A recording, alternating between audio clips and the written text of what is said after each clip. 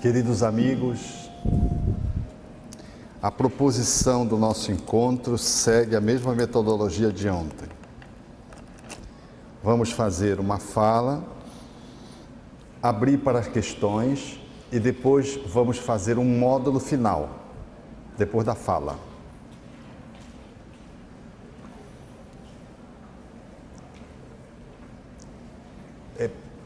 A fala de Rabindranath Tagore.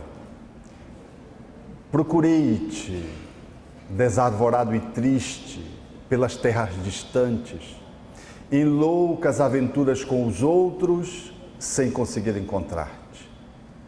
Aonde chegava a minha ansiedade, deparava-me com as marcas dos teus pés no chão. Cobri os meus sonhos com angústia, dilacerando todas as minhas tentativas em vãos movimentos para te encontrar. Exauri-me sem resultado feliz e tombei vencido. Defrontei-me um dia com duas estrelas que se apagavam nos olhos de uma criança abandonada e amei-a. A sua voz sem palavras e a música da sua necessidade fizeram-me encontrar nós três, o próximo, a mim e a ti, soberano Senhor da minha vida. Não cesses de cantar, ó brisa ligeira que passeias pelo vale, nem interrompas o teu curso, ó água transparente do regato. Toda musicalidade que embala a natureza faz-se partitura, para que o cantor destrave a voz da sua garganta e inunde o mundo de harmonias. A questão da amorosidade, ela nos diz respeito a todos, porque fala da própria razão de ser do universo, da divindade e de todos os reinos interconectados. Por isso, quando evocamos essa temática, é natural que possamos deslizar por diferentes facetas, procurando analisar pontos que fundamentalmente nos dizem respeito visceralmente, a fim de que a nossa vida possa se estabelecer de uma forma mais planificante, mais efetiva, mais afetiva e mais grandiosa em relação a si mesma. Desse modo, essa proposição de Rabindranath Tagore revela, numa boa medida, a síntese do nosso encontro. Para podermos fazer um voo, no sentido de podermos alinhavar algumas pontuações, eu vou evocar uma passagem, trazendo a minha própria forma de livre expressão, de duas jornalistas americanas que trabalham sobre coincidências extraordinárias. Era a Segunda Guerra Mundial, o ano de 1942. Os campos de concentração, eles revelavam o tom do homem que delira quando, usando a sua agressividade destrutiva, é capaz de promover a crueldade, comportamento inteiramente circunscrito ao ser humano. Os animais não apresentam esse tipo de conduta, de ação, de jeito. Lá estava Ed, um garoto, no meio do campo de concentração, vitimado pela desnutrição, colocava a sua vida em risco em função de que a provisão energética, a ração oferecida para os prisioneiros era precária. Eram 200 gramas de pão diariamente, uma sopa rala, às vezes contendo algumas batatas, dependendo se a concha ia bem no fundo, era tudo que se dispunha à possibilidade diária naquela época. A desnutrição era de tal monta que mesmo os músculos mais resistentes definhavam para oferecer calorias a fim de que o trabalho feito forçadamente pudesse ser executado. Desse modo, Manter-se vivo era um heroísmo. E Ed, o garoto, estava nessa circunstância, quando num dado momento, olhando para além da grade que separava o campo de concentração da cidade, onde o campus estava instalado, ele viu uma garota, uma menina, que trazia nas mãos, curiosamente, uma maçã vermelha. Ele, num contacto de olhar, estabeleceu-se o encontro de astros. Ele, sem dizer nada, olhando-a, parece que ali se configurou uma grande conexão cósmica. Parece que ela tinha entendido do que ele precisava naquele momento. Aquele contato fecundante se seguiu a um movimento que a maçã fez por sobre o aramado, que, guindado à eletricidade, fazia a separação do campo da cidade, evitando as fugas. A maçã fez o circuito e caiu no campo nas mãos de Ed. Era a possibilidade de um dia a mais de existência, de sobrevivência. Ele segurou a maçã e, inevitavelmente, segurou a sua própria sobrevivência por mais um dia, talvez. Faria diferença um alimento a mais para quem vivia praticamente de migalhas dentro do campo. No dia seguinte, quando ele acordou, ele ficou pensando de si para consigo se não seria uma utopia tentar novamente voltar para o campo forçado de trabalho, encontrar aquela menina que lhe assegurara com aquele presente vermelho, consignando para ele, talvez, um dia mais de existência. Quando ele volta para o campo, achando que seria impossível encontrá-la, lá estava ela, Meg, de fora do campo, guardando a maçã vermelha para repetir o ato. Os dias foram se seguindo e foi possível agora uma aproximação, ainda que pequena, para ensejar um diálogo breve. Trocavam algumas palavras. E todas as vezes que Ed voltava para o seu adormecer, levava consigo, mais uma vez, a sua maçã. E no dia seguinte, era a esperança agora de um reencontro que se tornava quase que cotidiano e certo. Porém, chegou um dia em que ele, se aproximando do aramado, demonstrou muita tristeza. O olhar de Meg, ao encontro do olhar dele, fazia com que uma explosão de entusiasmo se estabelecesse na sua alma. Mas naquele dia havia tristeza. Ele se aproximou, ela estava com a maçã na mão, e ele disse para ela, em breves palavras: amanhã não volte mais aqui. Ela se assustou e ele complementou: é que eu vou mudar de campo. A mudança de campo entre os prisioneiros era uma ocorrência muito frequente. E muitas vezes mudar de campo não era mudar de campo, era ir para as câmaras de gás, porque era selecionado aqueles que detinham ainda alguma força para sobreviver, para trabalhar, e aqueles que não tinham, que eram encaminhados para as câmaras de gás.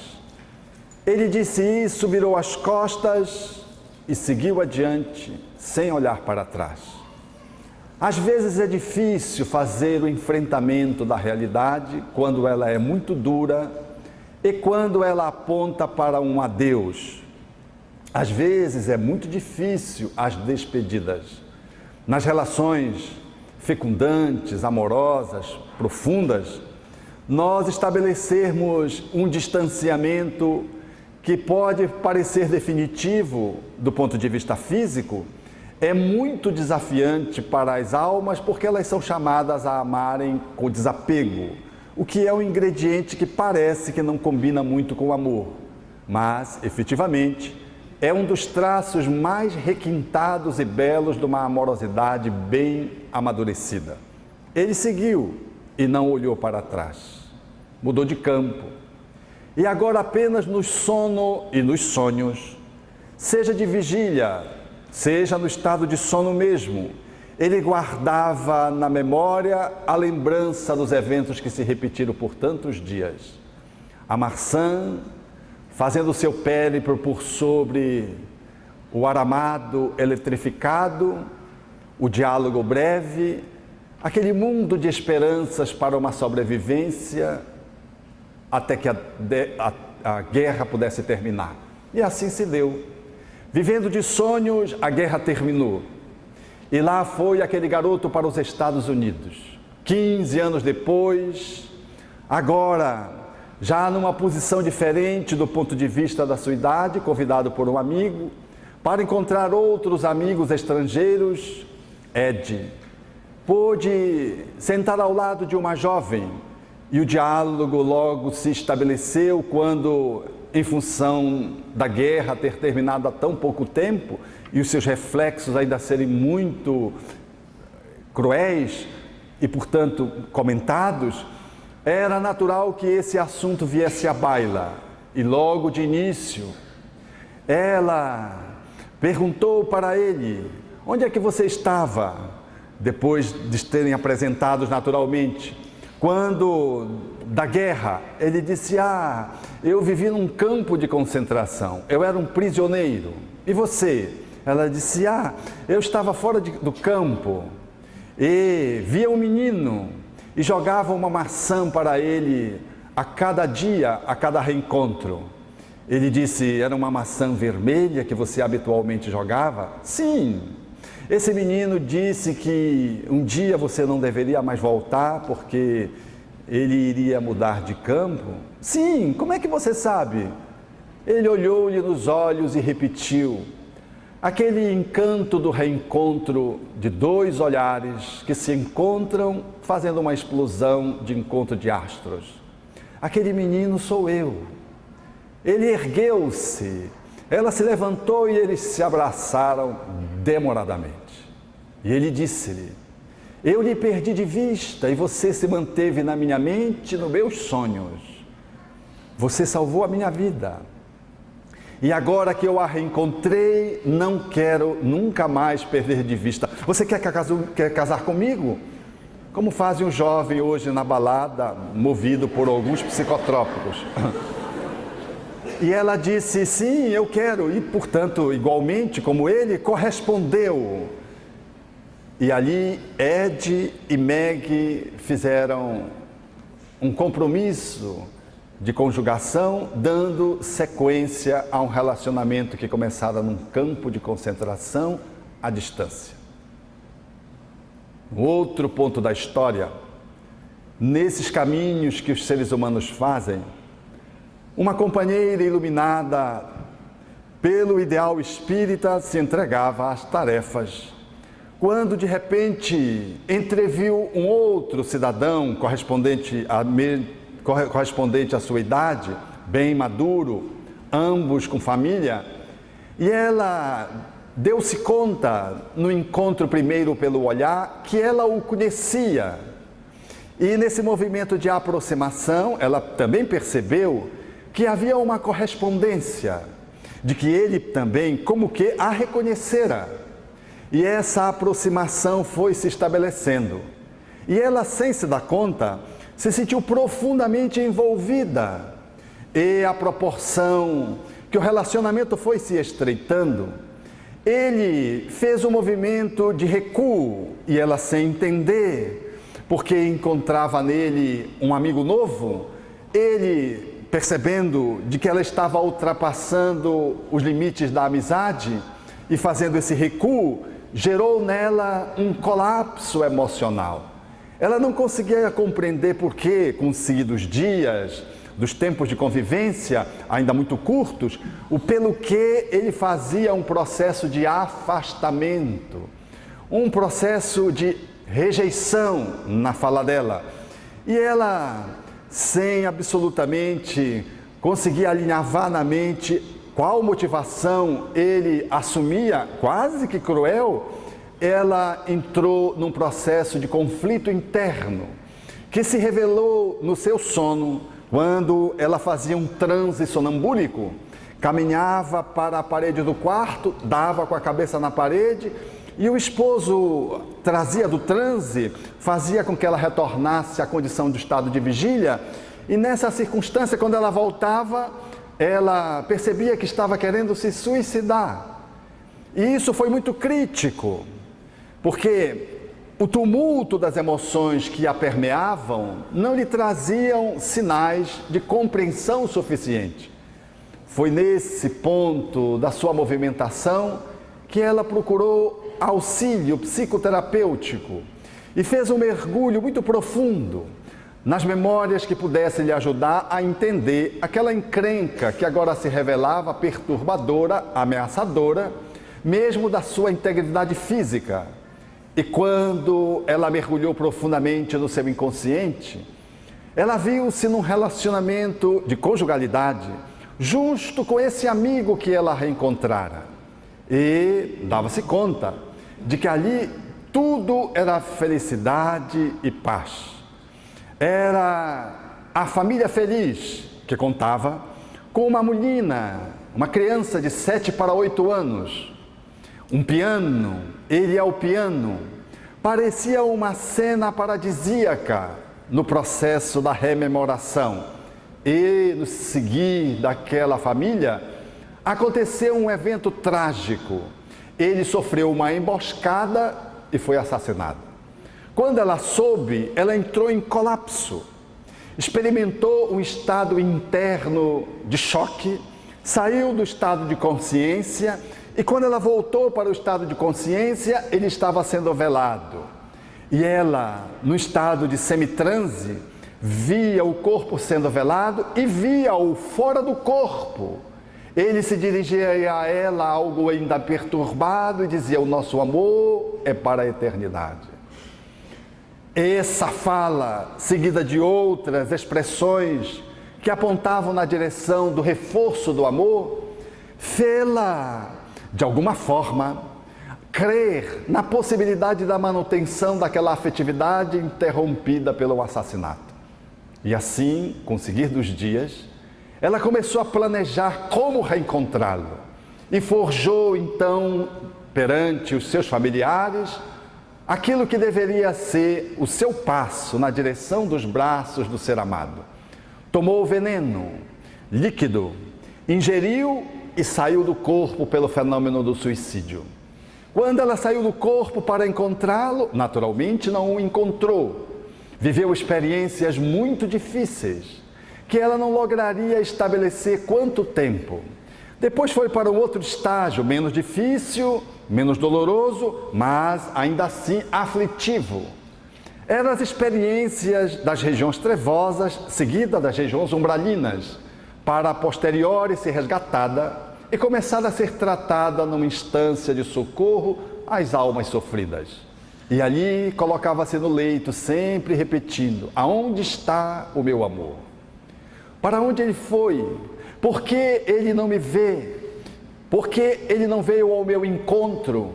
O que foi que eu fiz para poder não reencontrá-lo? Era uma pergunta que sempre ela fazia, não querendo calar a aflição do seu coração, perturbado pela ausência do esposo súbita.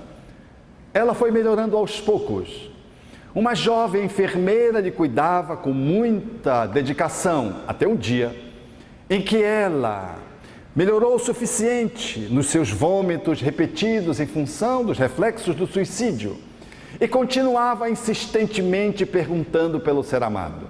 Os espíritos que coordenavam a seu restabelecimento deliberaram tomá-la e levá-la para o encontro com o ex-parceiro, e assim o fizeram. Ela, quando foi encontrá-lo, ele estava reencarnado e era um homem adulto já. E quando ela se aproximou e o abordou, naturalmente, ele não tinha uma equipagem psicológica para poder fazer o movimento de acolhimento. Ela se sentiu rejeitada e quis morrer novamente, matar-se novamente. Tem gente que acha que matar-se uma vez não é suficiente. Queria a opção pela inexistência, porque ele absolutamente não lhe corresponderia, não lhe correspondeu à afetividade. teve um agravamento dos sintomas, voltou e, porque era uma alma que tinha créditos, recebeu a intercessão dos espíritos nobres que, para ajudá-la, internaram-na num corpo, numa família, com muito amor. Quando alguém está muito doente, só o amor funciona como medicação adequada e profunda. Ela reencarnou num lar de pais muito amorosos, que lhe cumulavam com uma afetividade crescente. Sempre uma criança triste, com dificuldade de manter a sua estrutura física em função das indisposições gastrointestinal, resultado do suicídio, ela foi crescendo com muita dificuldade, submetida aos tratamentos médicos da época, sem lograr estabelecer uma saúde satisfatória. Ganhou a juventude e sempre triste, procurando pelo seu grande amor. Saía do corpo quando jovem, ia para o mundo espiritual procurando seu grande amor sem encontrar. Amadureceu e, como não encontrasse o amor desejado, ela se entregou às hostes do catolicismo para ser freira. E ficou como freira um período longo até completar 36 anos, quando ela faleceu com problemas gástricos, resultados ainda do suicídio. Saiu do corpo, agora mais refeita, depois da longa internação que a reencarnação lhe propiciou, ela agora tinha mais lucidez, e o benfeitor que lhe tutelava a evolução, na conta de anjo guardião, trouxe-lhe os esclarecimentos dizendo: veja, você, em nome do amor, estabeleceu a tragédia do suicídio para você na encarnação anterior. Estava programado que o reencontro com uma pessoa amada deveria ser interrompida por algum incidente. E isso se estabeleceu na forma de um homicídio. Seu esposo sofreu uma emboscada, foi assassinado. Não estava previsto o seu assassinato, mas como isso se estabeleceu dentro da pauta das possibilidades da encarnação dele, consumava-se aquilo que estava planejado para a sua encarnação, que era experimentar a ausência de um grande afeto, em razão de necessidades muito específicas da sua alma para aprender a amar um pouco mais. Mas como seria uma experiência de caráter expiatório, portanto muito dolorosa, em que você deveria rever as contas da amorosidade interna, e que seria tão difícil, um espírito devotado a você decidiu reencarnar como filha, para poder funcionar como uma âncora diante do momento que deveria ser o momento mais importante da sua reencarnação. E assim o fez. Reencarnou e com 7, 8 anos, quando a tragédia se estabeleceu, você não pensou em ninguém. Mesmo tendo um espírito lhe apoiando na posição de filha para que você pudesse atendê-lo, dedicando-se maternalmente e assim redirecionando o seu amor, você só pensou em si. Pensou de que a filha poderia ficar com seus pais e planejou o suicídio, esquecida de que seus pais já tinham idade avançada e que estavam profundamente abatidos com a desencarnação do genro, que era um genro adorável. E você saiu pelas portas do suicídio, os seus pais morreram de desgosto e a sua filha ficou abandonada. Tudo em nome do amor. Ela saía do transe e agora compreendia por que ela dava com a cabeça na parede. Saía do transe e compreendia pelo que aquele parceiro se mostrou reticente. Quem se desequilibrou na relação amorosa não foi ele, foi ela.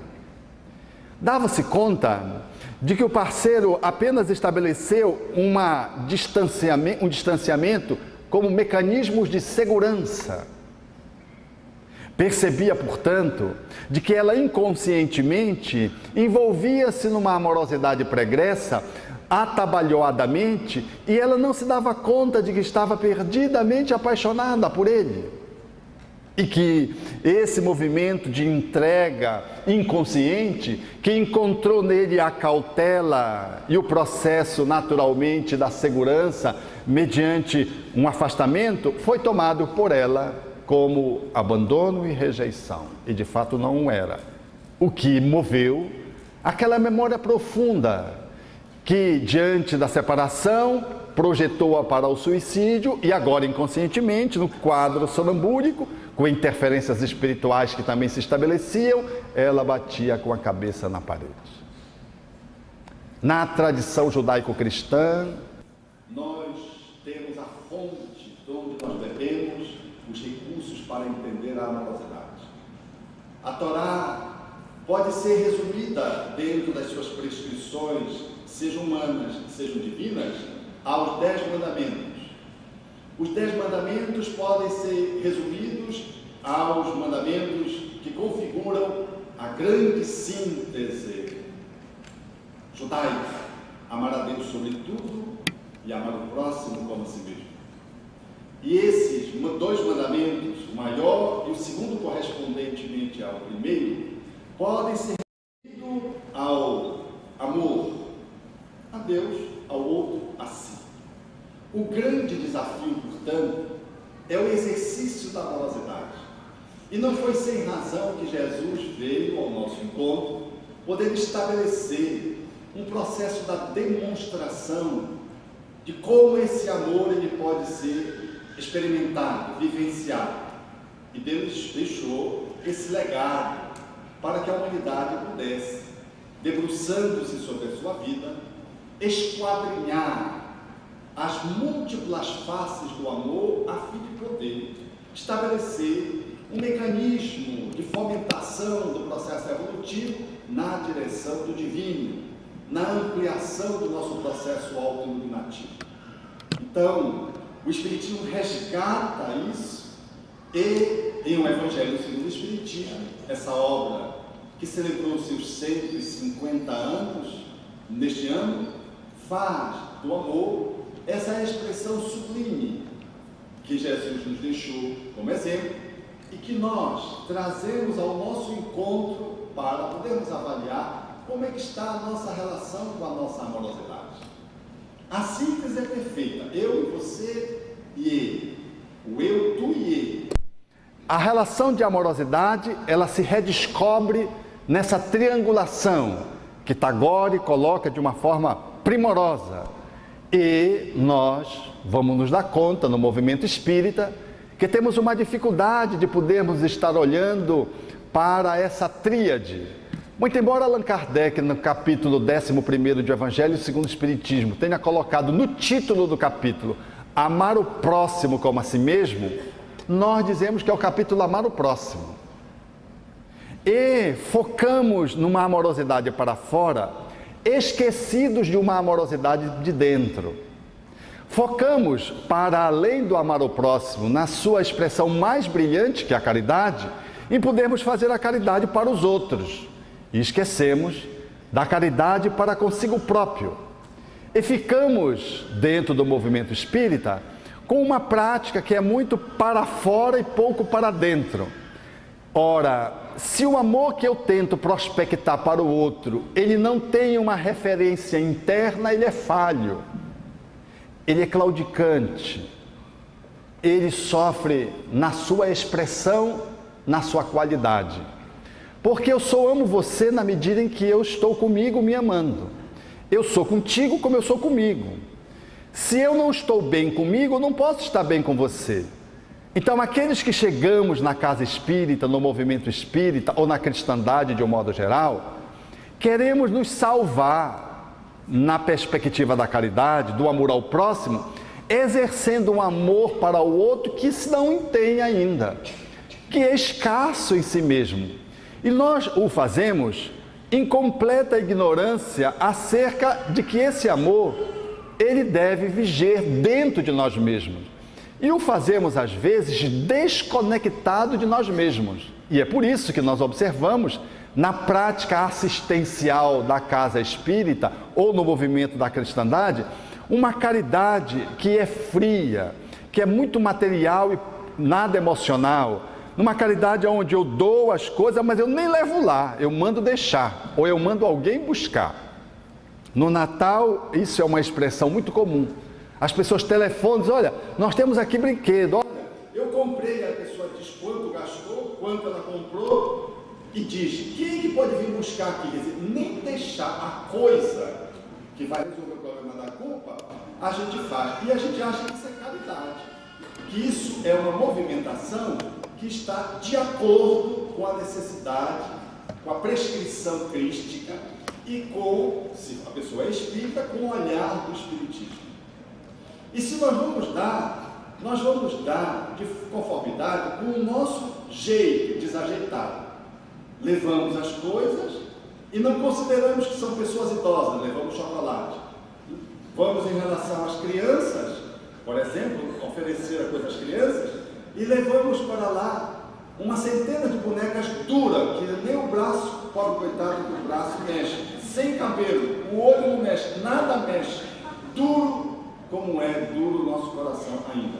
E a gente faz, porque a gente quer comprar um número, aí a gente compra bastante, aquela bonequinha dura, no 91 ou em 90, similares, e aí a gente leva aquela multidão de bonecas duras para fazer a caridade e alivia a consciência por um tempo.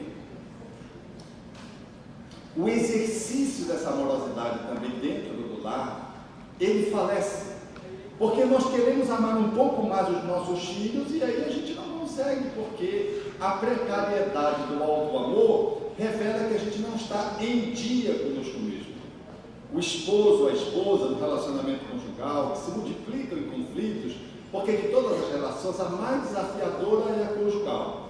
Porque você dorme do lado do outro e não sabe quem é o outro. E procura querer saber quem é o outro sem se saber quem é a si mesmo. Então são dois ignorantes. Um em relação a si próprio, em relação ao outro, o outro da mesma posição. São dois estranhos que dormem a mesma cama e não sonham os mesmos sonhos, como diria o poeta inglês. E tem que conviver junto, estabelecer um relacionamento de intimidade, inclusive física, que é mais fácil, mas psicológica, que é desafiador. E as encrencas, depois do apaixonamento, que é o que a natureza nos colocou para que nós pudéssemos nos conectar, aí a gente não consegue decolar para poder amar, porque paixão não é amor.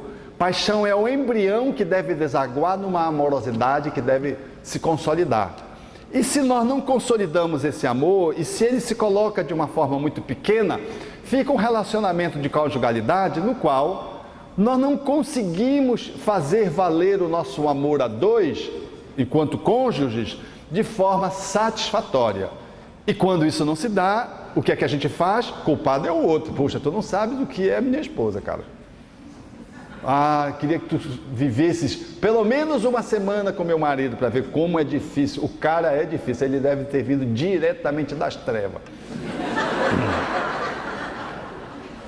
O nosso olhar é de culpar o outro. Se eu culpo o outro, o responsável é o outro, a solução só verá vindo o outro. Aí eu quero levar para o centro espírita, porque se ele melhorar, nosso relacionamento melhora. Porque se ele não melhorar, não vai melhorar nunca o nosso relacionamento.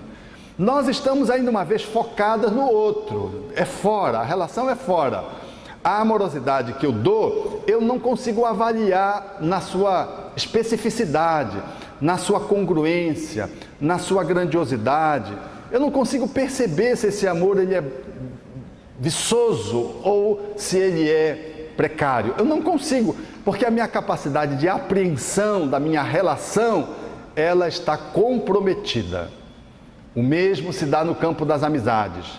Eu só sou amigo de alguém que pode me atender, porque eu estou mais na posição daquele que no campo da amizade quer ser servido. E logo, num relacionamento de amizade, eu me apoio em quem tem mais maturidade. E acho que a minha relação é boa porque eu sou amigo do outro. Não me dou conta de que a relação ela consegue sobreviver porque a outra pessoa é demasiadamente compreensiva, é uma pessoa mais elástica, é uma pessoa que tem mais maturidade e consegue lidar com as nossas limitações, as nossas encrencas que a gente não sabe que tem. E a pessoa que está no outro patamar consegue nos acolher. Porque se ela, o pretenso amigo, o proposto amigo, ele é como a gente não fica amigo. Não, o cara é um mala, cara. Um chama de mala para o outro e os dois se merecem. Como não são casados, não pode obrigar-se duas pessoas que não se entendem a serem amigos. Quando é casado, a gente não pode descartar, porque se descartar é complicado.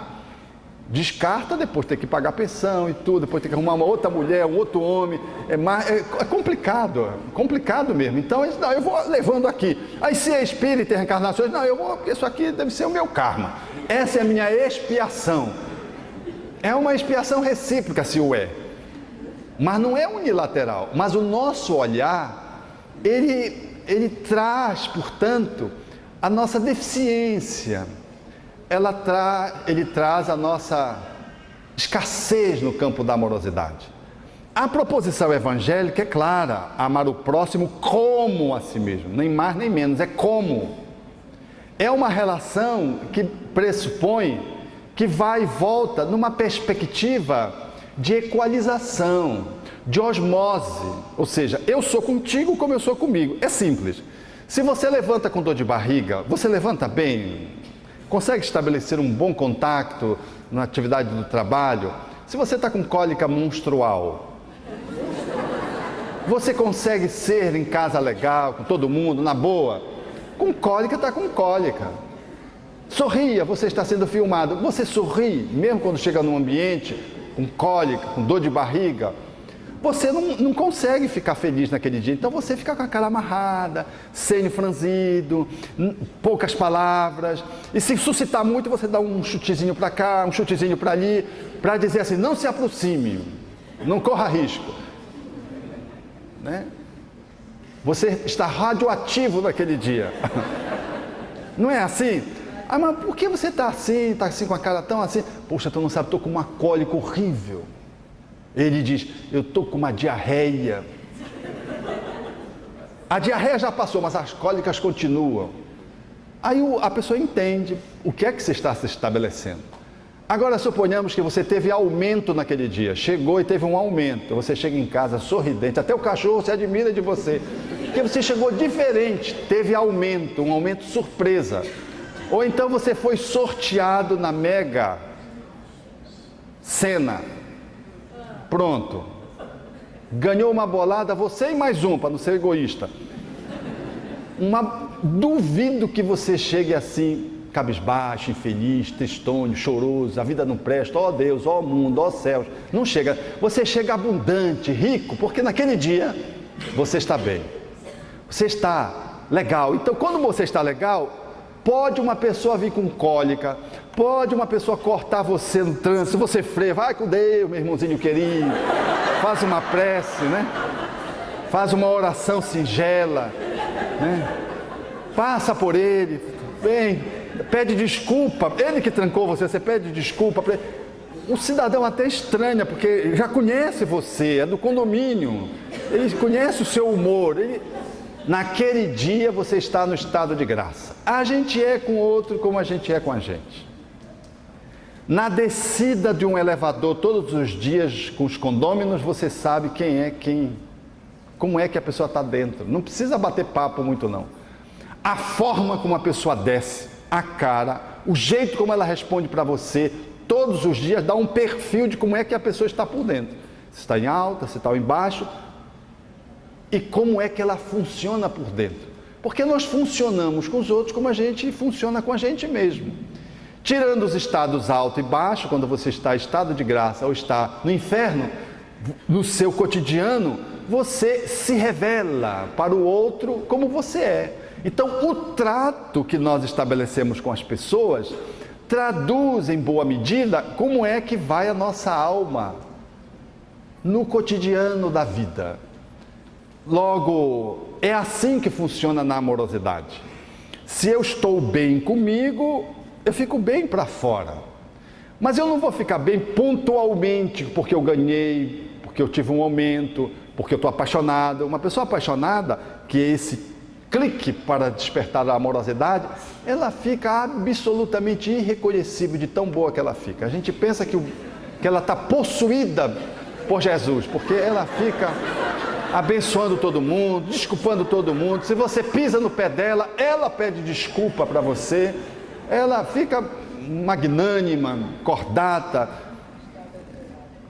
Todo mundo estranha em casa. O que está acontecendo? Está apaixonado. Os pais mais sábios, quando veem isso com a adolescente ou com o filho mais adulto mesmo, porque para a paixão não existe idade, a pessoa fica fora de si, fica hipnotizada pela amorosidade aparente, sendo que essa amorosidade ela não tem um curso longo, ela vai e depois cede, não é verdade? Mas você percebe, esse jeito de lidar que é pontual da paixão, da menstruação, da doença, da premiação, ele efetivamente apenas traduz que a gente é com o outro como a gente é com a gente. No cotidiano, no dia a dia, dependendo de como nós estabelecemos a relação de amorosidade conosco, nós somos com o outro. Então, não podemos fazer uma caridade na perspectiva kardeciana se essa caridade não reflete a amorosidade autocultivada. Nós não podemos amar o próximo se nós não conseguimos amarmos-nos.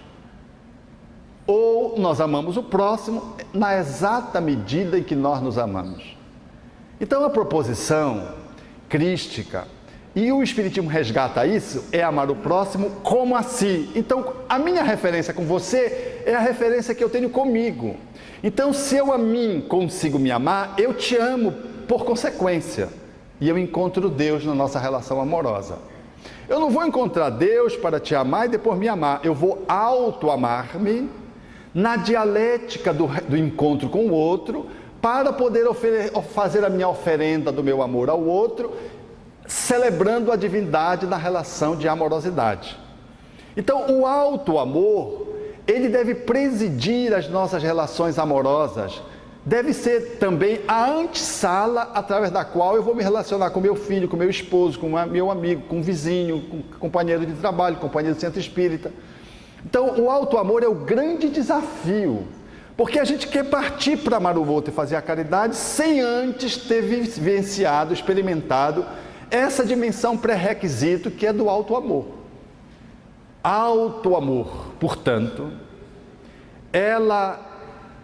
essa expressão revela a necessidade que temos de poder fazer esse movimento de marcar um encontro conosco mesmo.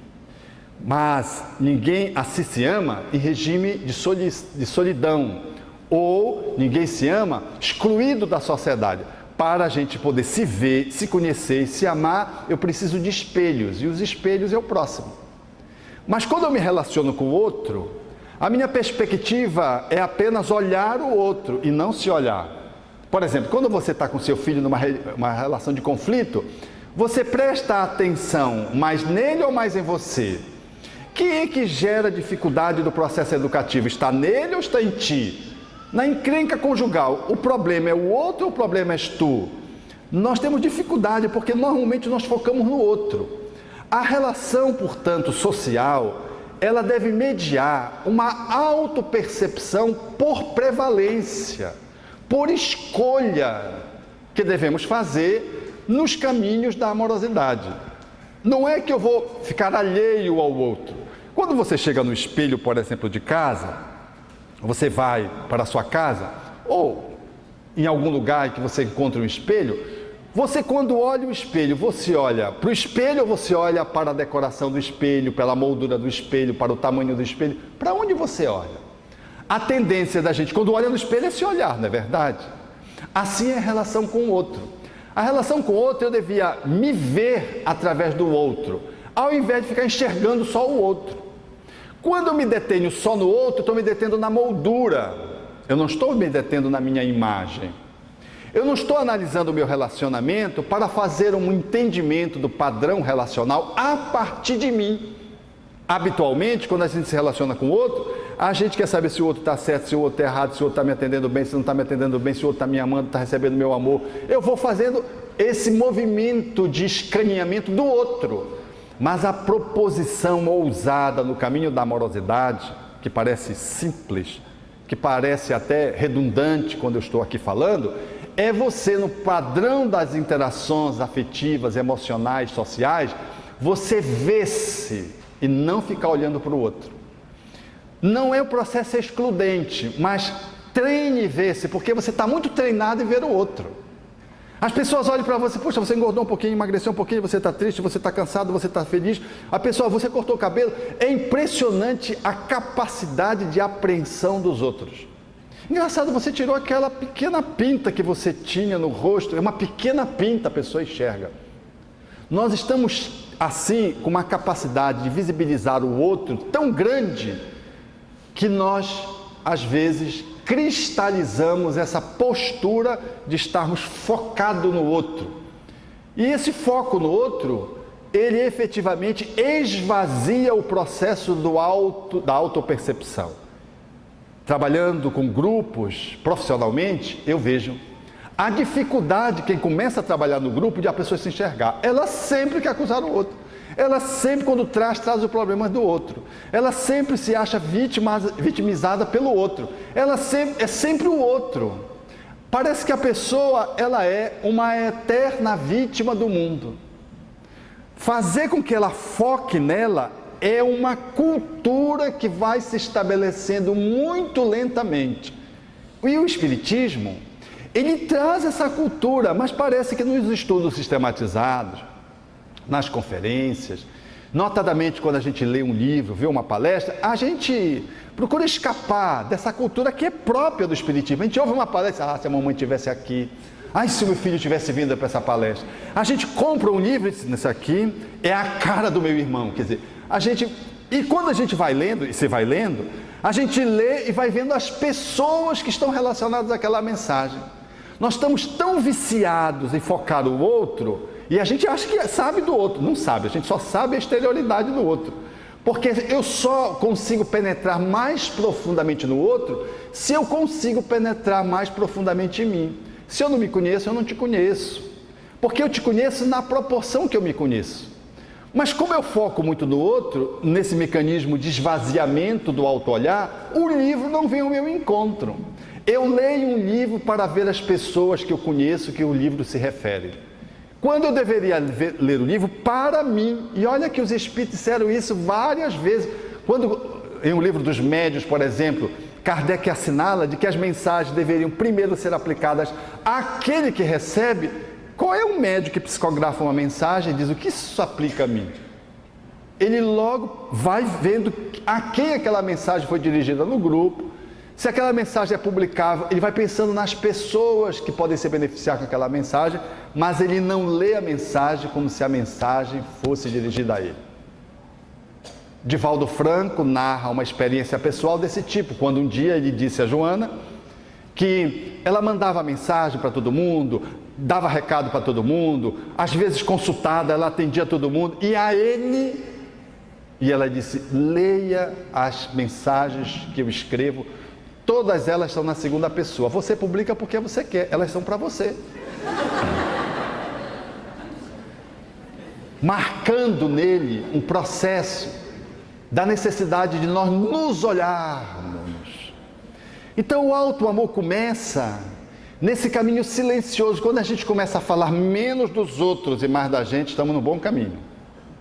Quando a gente começa a julgar menos os outros e mais a gente, na autoapreciação, estamos num bom caminho. Quando nós começamos a observar menos criticamente, censuravelmente os outros, estamos num bom caminho. Quando o nosso olhar se faz mais acompanhado pelo silêncio e não pela fala denunciatória dos outros, nós estamos num bom caminho. Então, o caminho do amor é um caminho que se faz de dentro para fora. Então, o nosso desafio, espíritas, é nos amarmos para podermos fazer a caridade. É nos amarmos para amar o outro. Mas é óbvio que para nos amarmos, nós precisamos do outro como contraponto.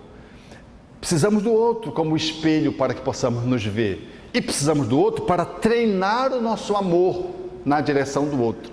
Nós precisamos, entre aspas, desse laboratório com o outro para experimentarmos o amor a si, amando o outro. Amar só se aprende amando. Amar só se aprende amando-se. Amar só se aprende amando-se no reencontro.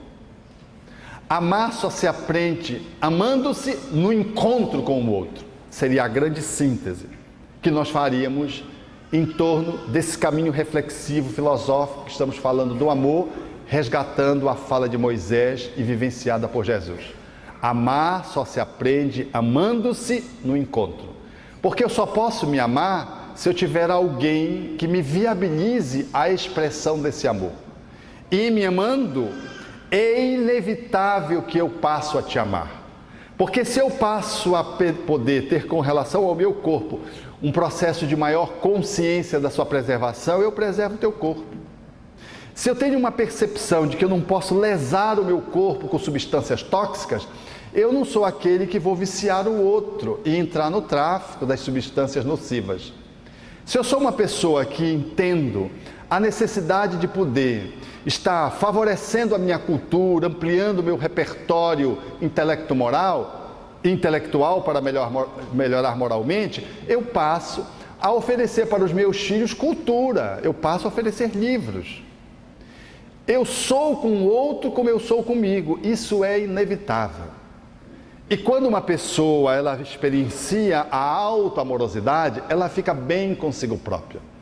E alguém já pode estar se perguntando, sim, mas aí como é que faz isso? Como é que a gente se ama? A gente se ama assim, me amo, me amo, me amo, me amo. Essa é uma forma que é legal, você começar a se beijar, porque tem pessoas que não suportam o toque, o autotoque, né? Tudo dói. Aliás, os fibromiálgicos, as pessoas que têm fibromialgia grave, habitualmente são pessoas que você não pode tocar, nem elas podem se tocar. Tem dores em todo o corpo de uma relação de profundo desamor. Quase sempre, nos quadros mais graves, que levam ao processo da aposentadoria bem precoce, são quadros que revelam suicídio, que traduzem uma relação de profundo desamor, querendo matar-me, lesando-me o corpo, que se traduz depois numa relação de adoecimento, dentre as quais a fibromialgia é uma dessas expressões. Então, é legal sim tocar o seu corpo. Eu faço um trabalho grupal no qual eu vendo a pessoa e faço ela pegar um lenço e faço com que ela toque-se no corpo com o lenço. É incrível a sensação, porque você não se faz carinho. Quando você pega um lenço e começa a se fazer carinho com um lenço solto, um lenço suave, portanto que tenha essa textura de rociar a sua pele, com os olhos fechados para aumentar a sua sensibilidade sensorial, as pessoas se encantam com o que elas podem fazer com elas próprias, no sentido de cuidado com o corpo. Ou quando eu digo, vamos todos para o colchonete, vamos para o colchonete, no trabalho de grupo, e eu digo, nós vamos agora fazer um processo relacional com o nosso pé. Nós vamos estabelecer um diálogo afetivo com os nossos pés. Vamos olhá-lo, observá-lo, e depois começar a tocá-los, e depois massagear os pés que estão sempre bem distantes dos nossos olhos. E quase sempre a gente não dá atenção a eles, devida. Quando as pessoas tocam nos seus pés, elas se dão conta que raramente elas se tocam nos pés. Raramente elas conhecem esse espaço base que sustenta o seu corpo. De que raramente elas se dão conta do seu perfil, elas sabem o número para comprar o sapato. E as mulheres, sobretudo nas unhas e sobretudo no joanete, elas dão-se conta daquele aparato, mas há uma ignorância na relação com o nosso corpo, porque a nossa chegada com o nosso corpo ela é pequena, ela é empobrecida. Nós tomamos ciência apenas das coisas que vão nos vestir, e os números a gente pode dominar. Mas a fisiologia, quando eu pergunto assim a pessoa, onde é que você sua? Por exemplo, agora eu estou perguntando para ti, onde é que tu suas? E aonde é que você sua mais? E em que outras partes você sua, além da que você pensou? Muitas pessoas dizem, sabe que eu nunca pensei nisso? Quer dizer, é uma autoalienação de uma coisa que é fisiológica. As glândulas sudoríparas, elas promovem o suor diante do calor, diante de uma tensão, de uma emoção, de uma ansiedade, de um medo, promovem suor. Há uma descarga do ponto de vista metabólico e as glândulas sudoríparas podem se fazer presente. As pessoas não sabem onde suam. Mas isso é um conhecimento bem sensorial. O alto amor conhece quando a gente é capaz de poder fazer um mergulho para dentro da nossa subjetividade, da nossa alma. O autoconhecimento, somente ele pode viabilizar o alto amor. Para se auto-amar, todavia, pela via do autoconhecimento, é necessário marcar o encontro. Quando você marcou o encontro com você? Você marca o encontro com todo mundo, mas com você não marca. Por exemplo, quando você se convidou para ir ao cinema? Eu não estou delirando não, eu estou dizendo de verdade. Porque quando a gente fica só em casa, a gente costuma dizer, mas puxa, eu estou nessa sanidão atroz, não tem ninguém comigo. Está você com você. Nós somos tão alienados da nossa própria relação conosco mesmo, que a gente não consegue ficar em casa só. A gente pega logo o iPhone, liga a televisão, todos os instrumentos, liga as luzes, porque a gente tem que ter companhia. Se não tem um gato, um cachorro, que a gente se agarra no gato, no cachorro, então a gente vai para o iPhone e começa a falar no WhatsApp. E de impressionante, cara. Eu estou sofrendo aqui em casa, está 3 horas só. Estou só, abandonado. Está 3 horas só. Mas só com quem? Consigo. Quem é que diz assim, não, hoje eu quero ficar só comigo, eu vou passear na praça sozinho, eu vou ao rio sozinho, eu vou ficar sozinho comigo. Se for debaixo de uma árvore sozinho, o pessoal quer se suicidar, que eu não vou lá atrás dele, vamos pegar. Porque parece que só se aproxima da árvore sozinho quem está com um pensamento nefasto. E se a pessoa fica um pouco só, o que é que está acontecendo com você, bem? A pessoa não pode ficar na introspecção. A interiorização, ela é necessária. Por isso a psicologia junguiana chama da busca pela solitude, que não é solidão. É a busca daquele que se autobusca, fazendo um movimento de distanciamento social, pequeno, relativo, a fim de poder estar um pouco consigo, para fazer uma releitura dos seus padrões de interação, para poder fazer conexão com os seus sentimentos e pensamentos, para, pelo processo da oração, da meditação, poder mergulhar mais propriamente dentro de si mesmo para devassar esse mundo insondável, quase, que se chama eu comigo mesmo, essa relação profunda de autoconhecimento, de autoaproximação, de autoapreensão de como nós somos. Porque ninguém ama o desconhecido. Ed e Meg se reencontraram no campo de concentração. O casal citado se reencontraram dentro do movimento espírita. Eles não eram almas que passaram a ter um encanto ou uma simpatia em função de que simplesmente aconteceu. Não, havia, para além da afinidade fluídica, que configura uma das causas da simpatia, havia algo mais, conteúdos de coabitação, de convivência que justificavam um sentimento gracioso de aceitação, de acolhimento que veio nos 2 casos citados. Então, ninguém ama quando você não conhece. Quando você conhece, você passa a amar. Autoconhecimento para se auto-amar. Se a gente acha que ama alguém simplesmente porque leu o perfil dela no Facebook, você está redondamente enganado. Porque no Facebook é o espaço de maior mentiras. Primeiro que você não coloca, você não posta uma foto que você esteja feia no Facebook. Você está sempre lindo, linda, não é verdade? Você está sempre maravilhoso. Você não faz um selfie e publica se você não tiver muito selfie no seu selfie. Muito profundo. Então, um dos problemas, uma das patologias psiquiátricas hoje relacionadas à tecnologia é o Facebook relacionando à depressão. Todo deprimido piora quando entra no Facebook. Porque ele tem a impressão que o mundo todo está feliz, ele já está infeliz. Quando ele entra, ele vê todo mundo feliz, ele diz, eu mesmo sou o único infeliz nessa droga. Aí ele se mata. Então, psiquiatricamente, psicoterapeuticamente, se sugere, quando uma pessoa está depressiva, ela evite fazer um longo contato com o Facebook, esse faz.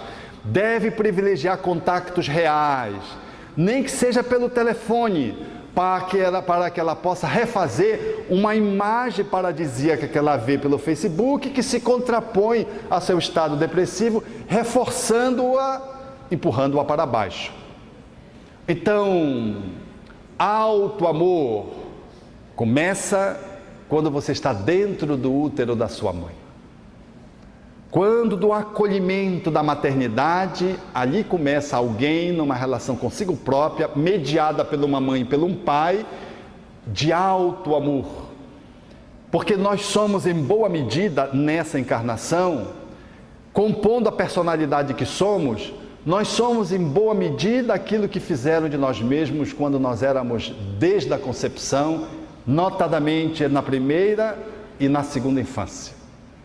A forma como trataram-nos, deram-nos a dimensão de que nós deveríamos ser seres valorosos, aceitáveis, apropriados, adequados, suficientes ou inapropriados, inacabados, frágeis, desqualificados, pobres, subestimados que fomos pelos nossos pais e nossos tutores, gerando-nos, portanto, um sentimento de baixa autoestima. Então, a relação de amor, de alto amor, mediada a princípio por um tutor, por uma tutora, depois que a gente vai ganhando a juventude, a gente pode e deve fazer esse movimento de poder estar mergulhando dentro de nós mesmos para validar ou não os conceitos que nos foram impingidos. Porque um pai e uma mãe que diz para o filho, você é um aluado, você é um desorganizado, você é um relaxado, ou você é um grosso. Imagine você ouvindo que você é um grosso porque você é agressivo demais. Ou então porque você é medroso, você ouviu durante a infância inteira dizer, você é medroso mesmo, você é um... Quando você chega na adolescência, você vem com esses chips colocados dentro de você, com esse estereótipo. Sou medroso, sou grosso, sou fraco, sou sujo, sou desorganizado, sou compulsivo. Você vem com isso. E se você não olhar para você mesmo, você simplesmente vai viver esses esquemas.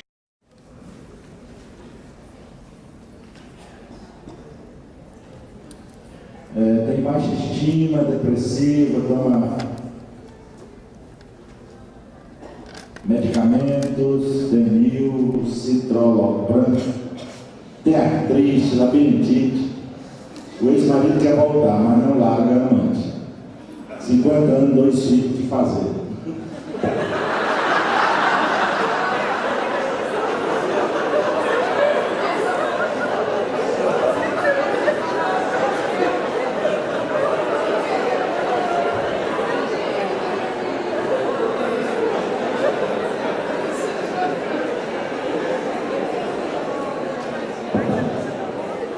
Desculpe,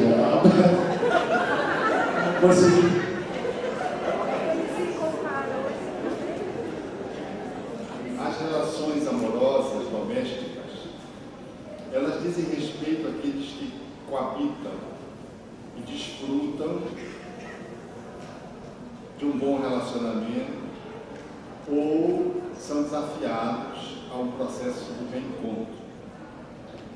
Ninguém pode estabelecer regras que possam ficar adequadas universalmente, salvo parâmetros gerais que sugerem que você, em consultando seus próprios limites e possibilidades, siga adiante ou não. Há relacionamentos que estão na enfermaria, há outros que estão na UTI e há outros que estão no necrotério. Já morreram. A relação já morreu. E você está em torno do defunto. Saber onde é que o relacionamento está e se é possível ressuscitar da UTI, tratado gravemente, ou se ele precisa ser cuidado para que ele não vá do quarto da enfermaria para a UTI, é de bom tom. E dá-se conta de que a relação já foi medida adequada para se poder dar os encaminhamentos que se devem dar, porque quem convive com o cadáver vai desfrutar relações que já se acabaram e que são mantidas por motivos outros que não a amorosidade, elas naturalmente cheiram mal e geram muitas consequências. Geram doenças, alcoolismo, geram processos obsessivos, geram exemplo de mau exemplo para aqueles que estão no entorno. E cabe ao parceiro que tem mais maturidade tomar a iniciativa da separação, por ter mais maturidade. O cônjuge que está mais apropriado e que tem maior nível de consciência, é a ele que cabe dar um encaminhamento para poder equacionar uma separação que já se deu, mas que não foi legitimada. Então, Kardec, quando propõe em O Evangelho segundo o Espiritismo, estudando o divórcio, ele diz claramente que o divórcio é o processo de separação, do ponto de vista da legalidade, que vem para estabelecer esse processo de apartamento quando ele já se deu, e ele só é levado em conta porque a lei de amor não prevaleceu.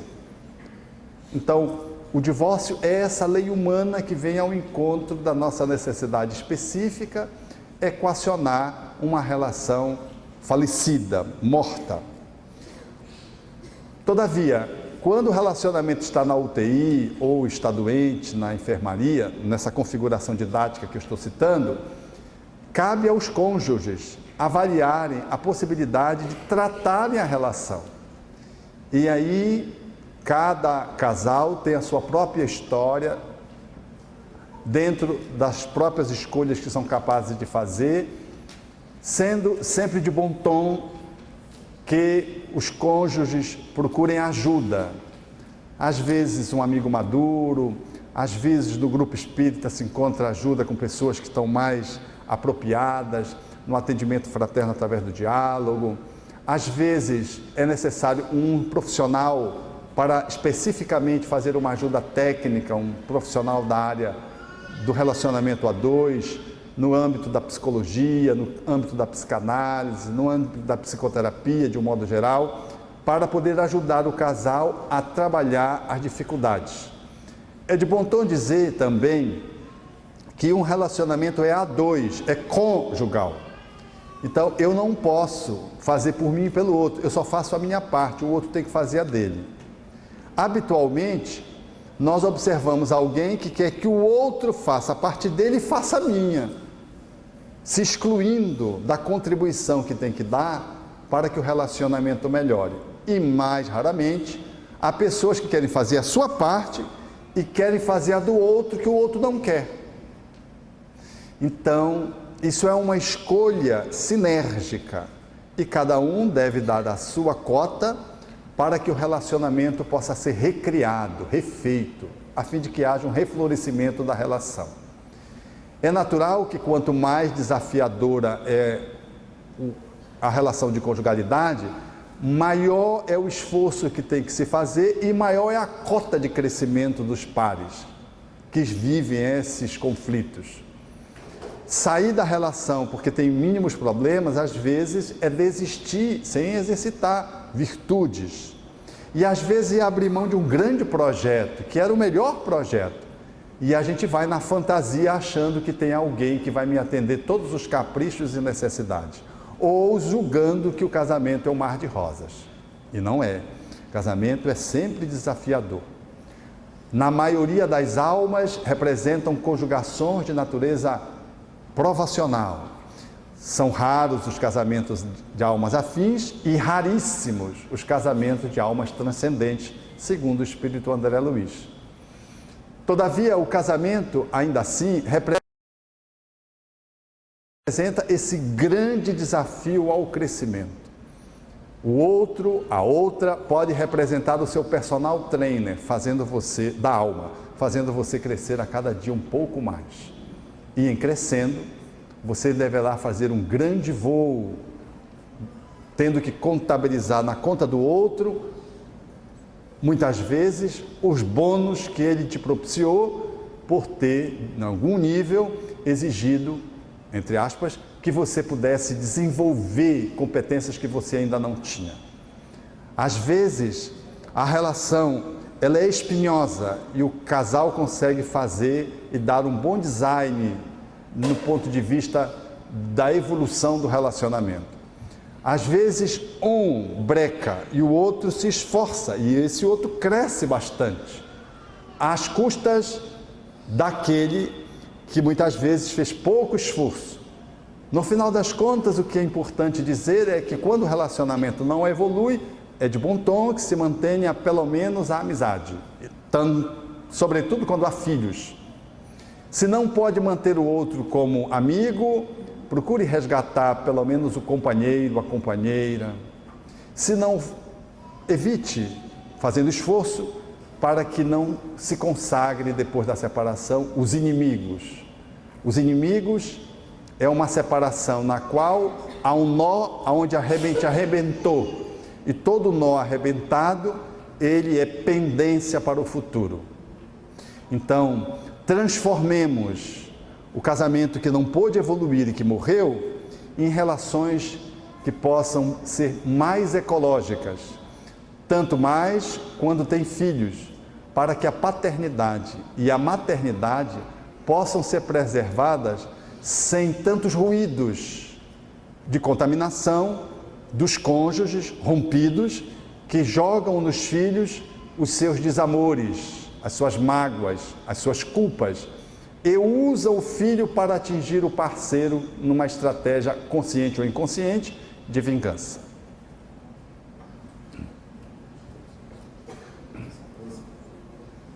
Três questões.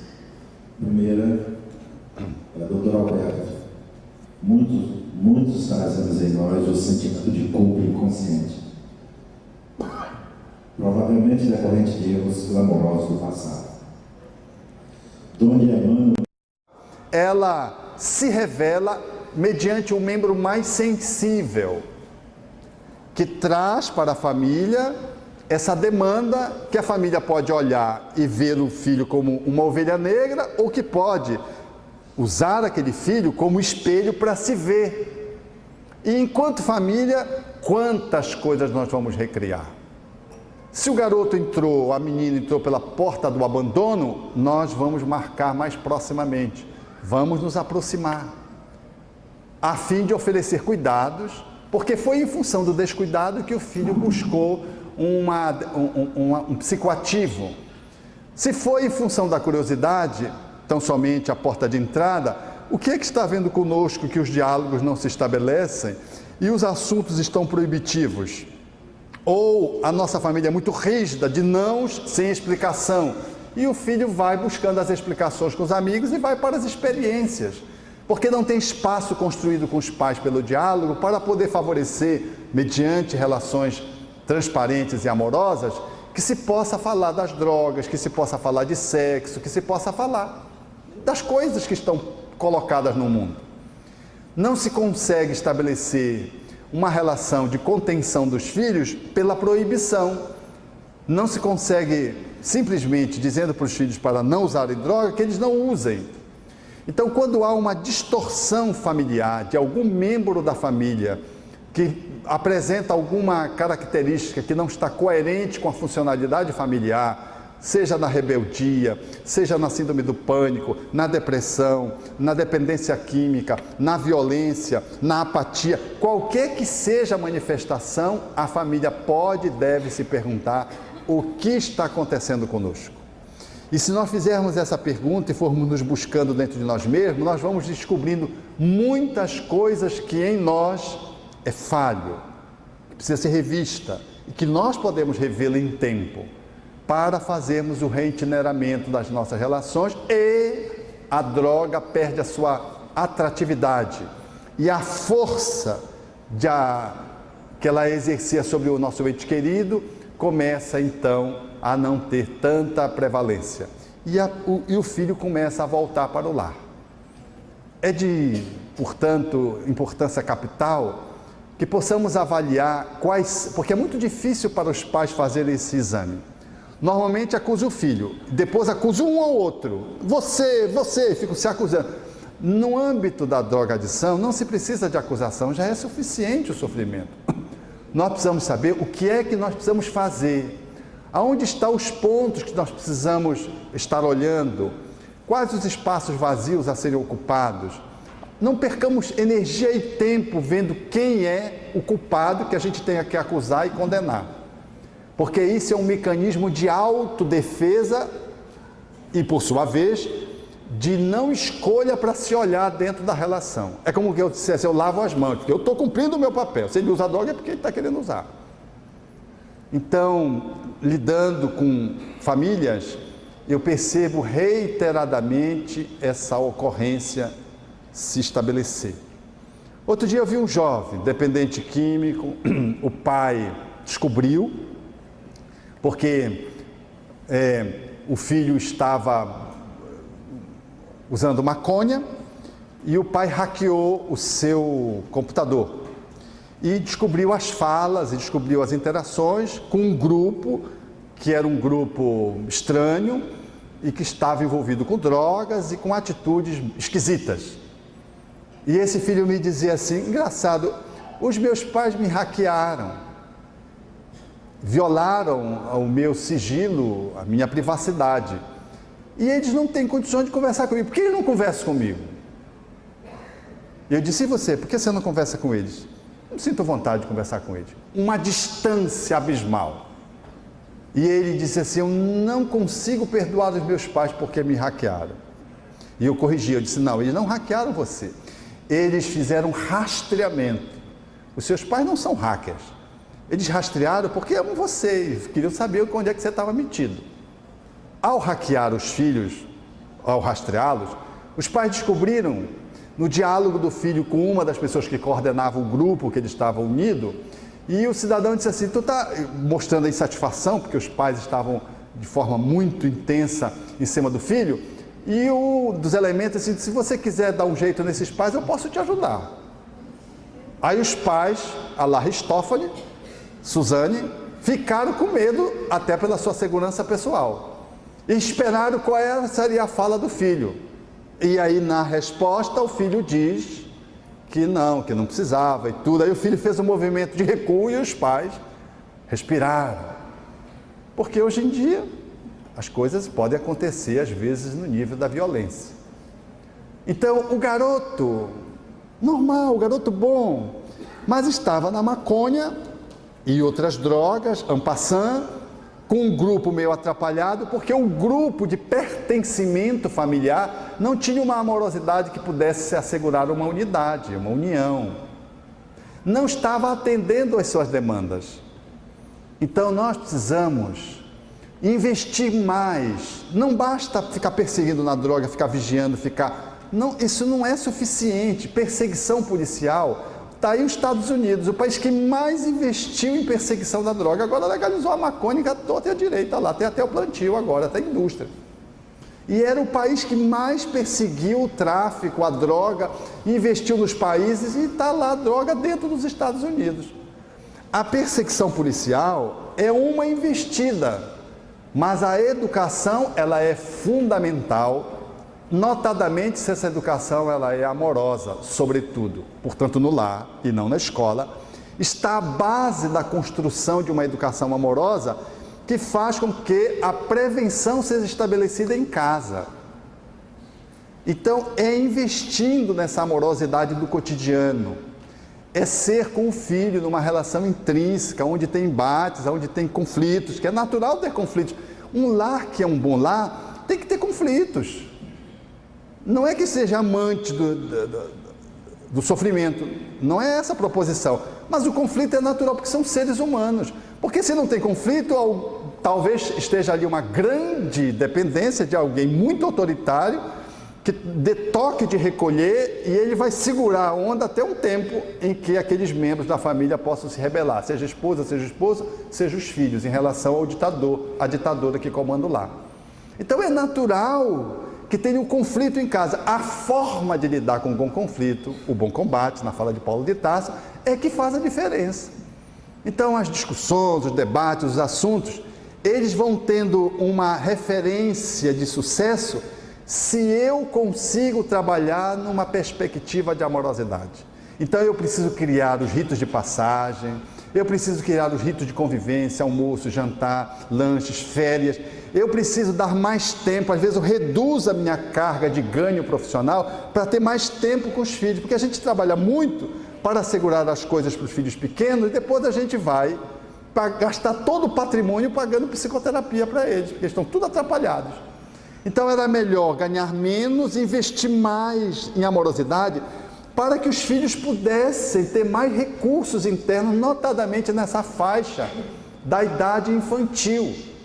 Mas a gente oferece muito conforto e pouco amor, muita coisa material e pouca afetividade. A gente oferece muitas coisas, mas não se oferece para o filho. A gente oferece bons brinquedos, mas não é o cara que brinca com o filho. Se você brincar com seu filho, você já ganhou um espaço de amorosidade profunda com ele. Quando você dizer não, ele vai lhe obedecer. Agora, se você só põe normas e dá brinquedos e não brinca com ele, você passa uma manhã brincando com o filho, naquele dia o filho já ouve você de forma diferente. Quando você diz, não, venha almoçar, vá tomar banho, ele já reage menos. Ele já obedece você com menos resistência, porque você brincou com ele em uma manhã, por exemplo. Mas os pais estão tão preocupados com os filhos que vão buscar as coisas para preencher os filhos. E os filhos são preenchidos por coisas, mas as coisas não preenchem o coração. Então, brincar com os filhos, mesmo tendo menos brinquedos, porque você estraga uma criança pela escassez ou pela superabundância. Toda criança da periferia é violada porque não tem. E a criança que vive na abastança, nababescamente nos lares, ela é violada, porque ela tem tudo, ela tem brinquedos que às vezes ela nem tirou do pacote, ou só tirou, nunca brincou. Tem todos os brinquedos, mas não tem os pais, não tem convivência amorosa, não tem brincadeira. Tem o celular, tem a televisão, tem os equipamentos eletrônicos que você dá para o filho para segurar eles. E a mãe Mitsubishi e o pai Nassone, substituindo pai e mãe. Aí você resolve as encrencas das crianças. Mas isso não é uma encrenca que está sendo resolvida de forma profunda. Você está adiando problemas e criando problemas que você vai ter que resolver adiante. Então, outro dia, vivendo uma experiência muito rica para mim no interior do Rio de Janeiro, já contei a Lures aqui em Rondônia essa experiência. Me hospedando na casa de amigos muito queridos, com filhos, eu fiquei muito encantado de ver como aquela família funcionava, uma família bem azeitada, funcionando com muita interatividade. Eu fiquei observando, é inevitável para quem trabalha nessa área da psicoterapia, observar as pessoas, o comportamento. E eu notei o desempenho daqueles pais como desempenhos raros. E não me furtei depois de conversar com eles, dando um feedback para eles, reforçando aquele comportamento, e eles disseram: Alberto, nós priorizamos os nossos filhos, reduzimos a nossa carga de trabalho, fazemos os nossos investimentos na convivência, fazemos as nossas férias juntas, procuramos fazer o máximo de tempo de convivência junto para estarmos alimentando os nossos laços afetivos. O filho de 19 anos, na oportunidade fazendo vestibular, o pai foi a buscar 100 quilômetros, trouxe, ele sentado no colo do pai, acarinhando o pai acarinhando a cabeça dele, como se fosse ali um macaquinho pousado no colo do macacão. Ambos se agasalhando, fazendo cafuné um no outro. Uma cena rara. Um garoto de 19 anos sentado no colo do pai, fazendo carinho na cabeça do pai, o pai fazendo carinho na cabeça dele. Nós estávamos vendo a televisão e os pais foram se despedindo e os garotos depois, um de 19, outro de 17 ou 18 anos e um de 15. Todos eles que saíram vieram e me beijaram. Aquilo, eu fiquei tão impressionado com aquilo. Tio, foram lá e me abraçaram e me beijaram. A relação fecunda, uma relação emocional de toque. Ora, os pais saíram, me abraçaram e me beijaram. Veio o filho mais velho, me abraçou e me beijou. Veio depois, ficou só de 15, eu fiquei esperando o beijo do de 15. E veio. Uma família profundamente emocional, numa emocionalidade bem trabalhada, não simbiótica. Então, é esse o investimento que nós precisamos fazer, numa amorosidade mais próxima, procurando saber das coisas do filho. E aí, como não é só chamar a atenção, que é inevitável chamar a atenção, notadamente se é um adolescente e de uma criança no norteamento, mas para cada bronca que você der, eu chamo isso de sanduíche. Põe uma coisa elogio antes, uma coisa elogio depois. Ou seja, empacote a chamada de atenção em 2 movimentos que sejam 2 sims para um não, 2 sims para um não. Então, dá um exemplo. Entrou no quarto, está lá a calça do garoto no chão. Se o garoto está na adolescência e não tiver calça no chão, essa família tem toque. Tem que ter calça no chão. Adolescente não tem. Tem calça, é normal ter calça no chão. Mas quando já tem 4, 5 calças, você vai chegar lá e tem que dar um jeito. Você vai, dar uma arrumada naquilo lá, ajudando o garoto lá a arrumar. Então não chegue lá e diz, você mesmo é um desorganizado, um desleixado, um porco, tá tudo sujo aí, tudo jogado no chão. Isso é uma forma desqualificadora. Então, se você vai ter que chamar a atenção, ou que você deve chamar a atenção, está na hora, as calças já estão lá em número suficiente, ou a calça está em número suficiente, você é demasiadamente organizado, você quer dar um pouco dessa sua virtude do seu filho, chegue lá, diga, faça um elogio, escolha um elogio para fazer dele. É o quadro que está na parede, é o cabelo penteado, ele está malhando, está agora com os músculos bem torneados. Poxa, meu filho, você está malhando bem, você está bem fisicamente. E essa calça que está fazendo aí? Botou, mas tem que fechar no final. Não sei o que, pendure, filho, põe lá no cesto, arrume aqui, pá. E no final você tem que fazer, botar um sim. Qual é o sim que você vai dar? Vai dar um beijo dele, pronto, tá, tchau, pronto. Ou faz um cafuné, ou faz uma brincadeira com ele, pronto. Disse sim, disse o não, corrigiu e disse o sim. Mas os pais que só dizem não, deixa eu ver, é só procurando encrenca, como se fossem investigadores policiais, são pais. E quando pega a criança tem medo do pai. O medo já chegou, ela começa a tremer, começa a suar, porque o pai chegou para ver o que ela fez de errado. Então o pai chega e não chama a atenção do filho à chegada. A chegada tem que ser uma coisa boa para um e para outro. Se você chega, vem cá que eu quero conversar com você. Você tem tendência para conversar, tudo bem, mas deixa o filho chegar, vem cá, deixa o beijo, paizão, tá, deixa ele trocar roupa, e depois, meu filho, eu tenho uma tendência aqui para conversar com você. Tudo bem. Mas quando o filho chega, você já está na porta esperando, o filho já sabe que é bronca. Então, fica uma âncora. Eu vou me aproximando do lar e tem um obsessor na porta me esperando para me dar uma lambada. Verbal e às vezes física, porque tem pais que exageram. Então, nós precisamos aumentar esse tempo gostoso de estar junto, brincar com os filhos, adolescentes, ver o futebol junto. Quem gosta de futebol, vai para o campo. Se você não gosta, senta um pouco e vai com o filho para o campo. Se é um esporte que você não gosta tanto, aprenda para jogar com o filho. Ele gosta de fazer lá os jogos eletrônicos lá no computador, na televisão, os tablets da vida. Você vai com ele, brinca um pouco com ele para criar laços, pontos de encontro. Mesmo que você tenha que regular o uso do tablet para que ele não fique viciado e compulsivo, que é muito comum hoje entre os jovens e as crianças, para que não se tornem viciados, para que não se tornem dependentes da internet, que é um tipo de dependência que funciona, exemplo, da dependência química. Assim, meus amigos, eu quero crer que nós vamos estar investindo preventivamente e terapeuticamente quando o filho já é dependente químico. Não adianta perguntar, você fumou, você picou, você cheirou. Não adianta, você vai morrer de estresse, porque ele vai mentir. Você vai fazer de conta que acreditou, vai ficar mais angustiado. Foque menos na droga e mais no filho, porque o problema não é a droga, é o filho que está usando droga. Então invista mais nele. Não fique perseguindo ele toda hora, telefonando para os amigos e dando umas incertas, porque o filho vai se sentindo perseguido. Faça investimento nas coisas saudáveis. Quando o enfermo está muito doente, precisa sofrer cirurgia, e ele está muito ruim, o que é que o médico faz?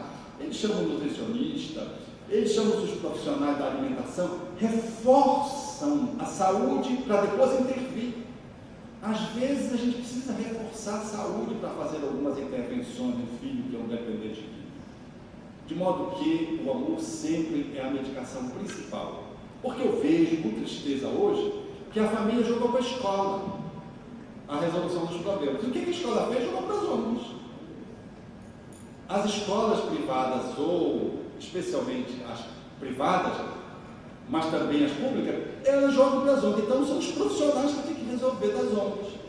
Então a criança e o adolescente vão sendo rifados. Quem é que resolve? Quem é que resolve, gente? Então nós não podemos fazer essa terceirização da amorização que tem que ser do lado. Abraçar seu filho, beijar seu filho, dizer que o ama, é condição sine qua non para que o filho cresça e aproveite como espírito reencarnado que é, avançar nessa encarnação e fazer dela um bom uso. Nada é garantia, você pode fazer tudo e o filho se despencar por escolha dele, mas aí você está, de uma certa forma, confortável no desconforto, sabendo que você fez tudo que estava ao seu alcance. Com relação a outra pergunta da culpa, isso é um caminho de todos nós, porque todos nós temos culpa, meus amigos. Vocês querem ver? Quem não tem culpa se levante. Ó, não levantou ninguém, todo mundo tem culpa. Ressentimento, quem não tem ressentimento levante. Ó, não levantou ninguém, está todo mundo. Nós temos esses mixes. O que é problema é culpa tóxica, é ressentimento incruado que está sendo alimentado. É uma culpa que está sendo reforçada, porque essas culpas tóxicas e esses ressentimentos eles não ajudam. Mas errar e acertar é parte do ensaio do aprendizado. Então não arrumemos culpa para além daquelas normais dos nossos ensaios. Não vamos ficar, porque errou, tem gente que adora, errou, já fica, meu Deus, às vezes não foi nem ela. Aconteceu alguma coisa, não, acho que foi a minha energia que contaminou. Tem pessoas que adoram se sentir culpadas. Isso é um mecanismo mórbido de pessoas que não se amam, portanto não se perdoaram, e ficam arrumando culpa, a exemplo dos doentes psiquiátricos, como se fossem doentes psiquiátricos. Todos nós erramos, conscientemente erramos. E quando a gente erra, a gente procura se rever e vai se trabalhando. O perdão, o auto-perdão, é a excelente prática de auto-amor. E o perdão ao outro que nos magoou, porque você não tem mágoa? Eu duvido que você não tenha mágoa. Ou a pessoa entrou e pisou no meu pé, e vai estar com mágoa dele. Você está pisando no meu pé, você não enxerga, você quer cego. E o outro percebe que você lidou bem ou não lidou bem com isso. Olha para você ver, ele ainda fica fazendo assim, mas você não. Quer dizer, não adianta você dizer, o cara ficou. A energia, né? E você percebe que o outro ficou se sentindo culpado. Olha uma relação de culpa e mágoa assim, bem em cima da bucha. Aí o outro fica olhando, vai no seminário, eu fico olhando para ver como é que você está, se a cara amolece. Aí quando o outro olha, dá um sorriso assim para ele para ver se já amoleceu. E você aí está precisando aí de uns 10, 15 minutos, ouvindo alguma coisa que preste, para poder sorrir para o outro e fazer assim legal. Aí sim, aí limpou. Agora não vá para casa, puxa, eu pisei no pé do fulano, ou então outro aquele desgraçado pisou no meu pé, parece que ele não tem pé, ainda tinha óculos ainda, quer dizer, tinha 4 horas da pisou no meu pé, porque pisou na minha gravata do teu joanete, que é quitado, e aí você vai, então, o pior do que pisar no joanete numa unha encravada é pisar no sapato recém-comprado. Olha, pisou no sapato, dói a alma, o osso e a alma. E aí você fica olhando para o sapato, toda vez que você olha para o sapato, aquele desgraçado, pisou, isso é mórbido. Isso é um exercício que a gente precisa fazer para se desvincular, e vai se perdoando, vai perdoando o outro. É o exercício do auto-amor e do hétero-amor que faz de você uma pessoa melhor, que vai viver melhor, que vai viver bem.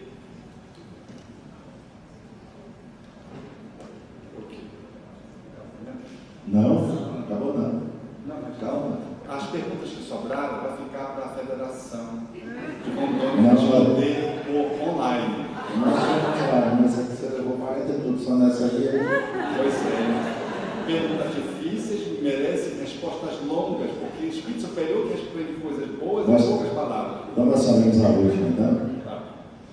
Perdão e auto-perdão, tem algumas questões. Domingo que vem, na sede da OAB. Temos inscrições ainda, algumas. Perdão e auto-perdão, domingo que vem. Como suprir a saudade do não vivido? Sinto tanta falta de minha mãe, que desencarnou quando eu tinha 9 anos. Sinto falta do não vivido. Mesmo hoje, já tendo 50, o vazio permanece. Uma outra bem parecida. O que fazer quando a pessoa já está separada há 16 anos e ainda está esperando o marido?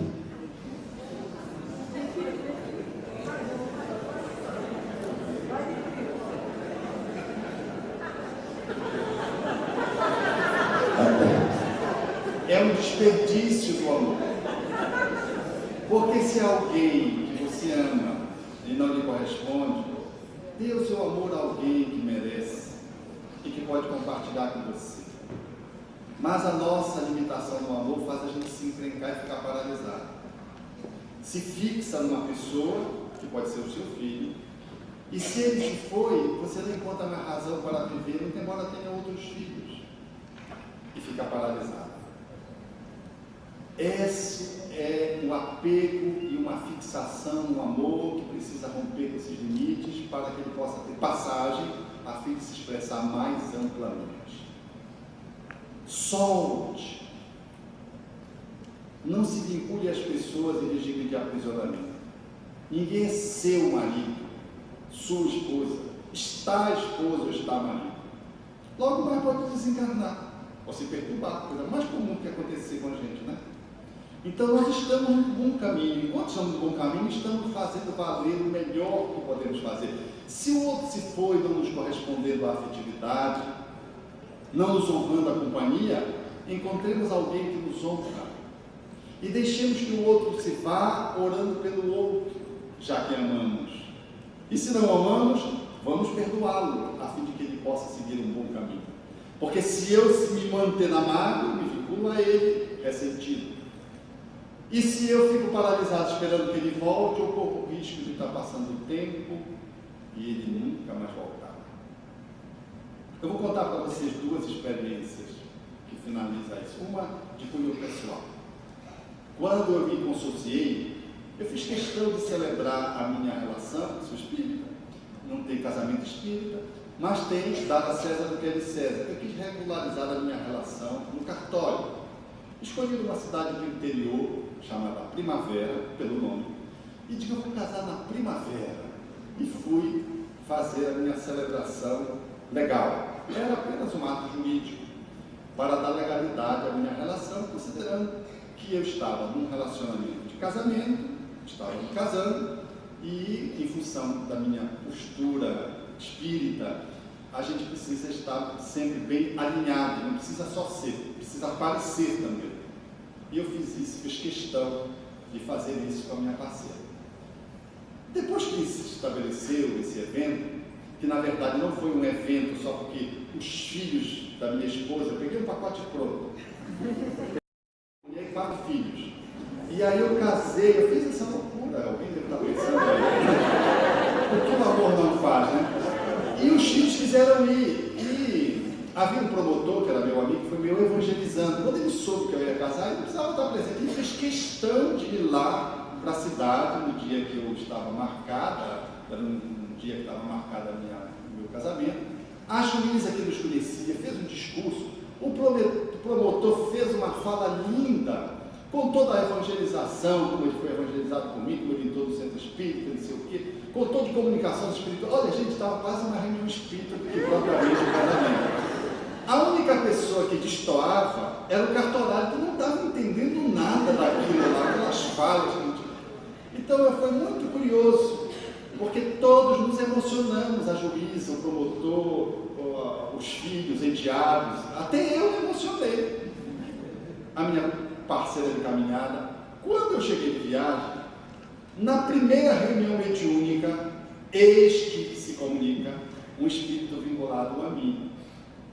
E o espírito se comunicava com as mãos na face e dizia assim, não me olha. E eu dizia, mas pelo que eu não posso te olhar, minha amiga? Ela dizia, eu não sou sua amiga, eu sou seu amor. Eu digo, mas como assim? Aí ela com muita vergonha, para resumir a história que é longa, da comunicabilidade desse espírito, ela disse que ela é alguém vinculado a mim de um passado, e que eu tinha um relacionamento com ela, mas era um relacionamento fortuito, em viagem, que quando eu passava pelaquela cidade da França.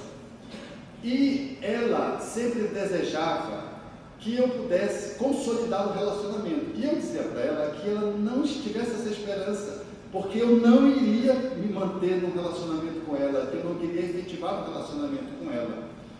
E que eu me relacionava com ela só daquele jeito, que era um relacionamento de passagem. E ela guardava a crença de que eu pudesse efetivar o meu relacionamento comigo de uma forma a me consorciar com ela. E de que ela sempre tinha notícias minhas. E enquanto eu estava solteiro, as entidades fofoqueiras diziam, davam notícia. Quando eu casei, os obsessores foram dizer, ele casou. Então ela disse, eu fiz questão de vir saber e ver se tu casaste. E eu disse, minha irmã, eu não sou tua irmã, repetia enfaticamente. E qual não foi a surpresa dela quando ela disse, eu notei que tu casaste. E a maior decepção para mim é comigo, porque eu notei que tu estás muito bem. Tu estás vendo como eu estou? Eu estou em frangalhos. E ela então contou a história. Como ela ficou me esperando para que eu pudesse voltar e casar, e como eu não fazia esse movimento, apesar de ter dito para ela que não faria, ela se suicidou. Para me mexer, para me atingir. No entanto, dizia ela, eu me suicidei e não adiantou de nada, eu vejo que tu estás tão bem. E olha como eu estou, ela ficou fixada à região e à casa onde ela cometeu o suicídio, e ficara fixada lá naquela circunstância. E agora, ela não sabia, mas eram os benfeitores espirituais que estavam lá trazendo para que ela pudesse ser atendida. E ela dizia assim, então, eu fiz para te atingir numa vingança de um amor não correspondido, e só eu fiquei lesado. Tu não ficaste lesado? Tu não tens nem culpa, né? Eu não tinha culpa mesmo, na minha cabeça não tinha culpa. E ela dizia, ainda me reforçava, mas tu não me prometestes nada. Eu é que queria que tu te vinculasses a mim. Vejam quantas tragédias nós operamos para nós mesmos em função de escolhas infelizes por alguém que não nos merece. No caso, eu não a merecia por certo, mas ela, em nome de um afeto que deveria ser correspondido na convicção dela, ela fez uma escolha de tentar me punir, punindo-se, lesando-se. Portanto, colocando o amor, que é a maior força do universo, numa direção de autodestruição. Porque do mesmo jeito que o amor nos prospecta, se está na direção contrária, ele nos destrói, adoecido.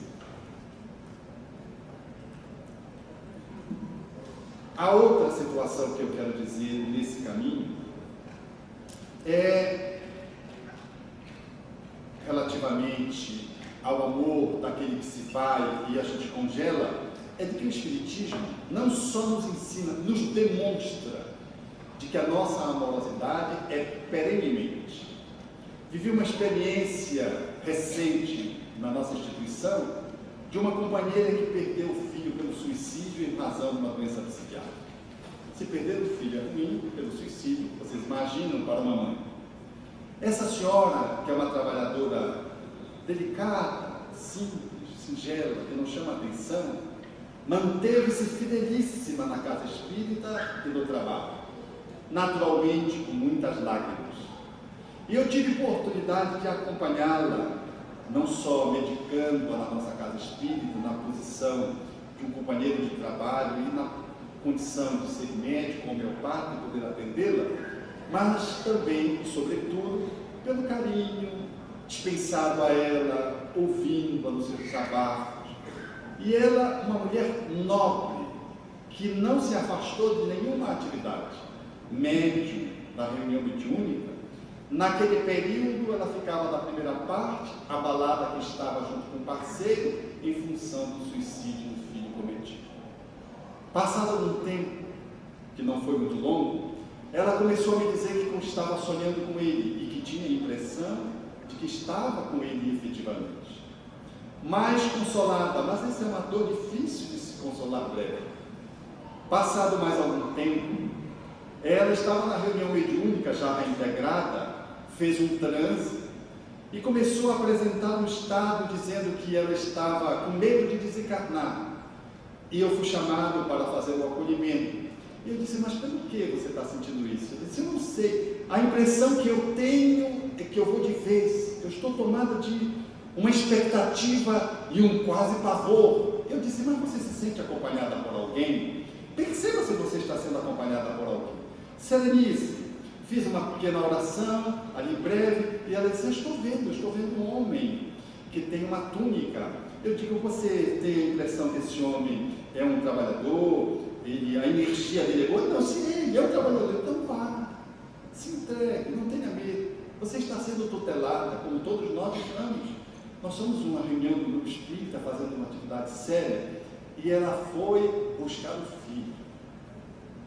Trouxe o filho.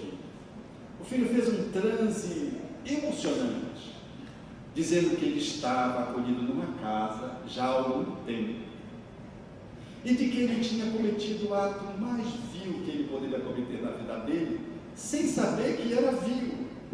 E eu disse, mas puxa, você estava doente mentalmente, você quis matar a tua dor, você não quis matar o seu corpo. Ele disse, não, eu quis matar a vida, eu não acreditava que tinha vida após a morte. E a minha mãe e a mãe diziam que tinha vida após a morte. Eu dizia, não tem, mãe, vida após a morte. Então eu não quis matar a minha dor, eu quis me matar, achando que me matando eu acabava com a vida. E qual não foi a decepção? Eu continuo vivo. E a minha dor de cabeça é imensa, porque foi a área lesada. E eu então, consolando, ele me disse assim, e a minha mãe tem me visitado, tem me acolhido aqui na casa onde eu estou. E isso tem me trazido muito conforto. Mas eu nunca esperava vir aqui, como estou vindo hoje, porque ela me convidou muitas vezes para vir ao centro espírita. E eu sempre rejeitei. E agora eu estou vindo, mas eu estou vindo sem o corpo. E ele então me olhou, se virou para mim e disse assim, o que será de mim para o futuro? E eu disse, meu amigo, você está numa casa sendo atendido. Você não quis matar-se, você quis exterminar a sua dor achando que a vida terminava. Então o seu futuro vai ser radioso, naturalmente trazendo alguns desafios que você deverá enfrentar.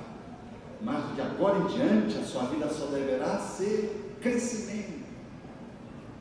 Ele disse mais algumas coisas, o transe se encerrou, a reunião se encerrou, e aquela senhora não ousou dizer nenhuma palavra, só lágrimas. O grupo silenciou.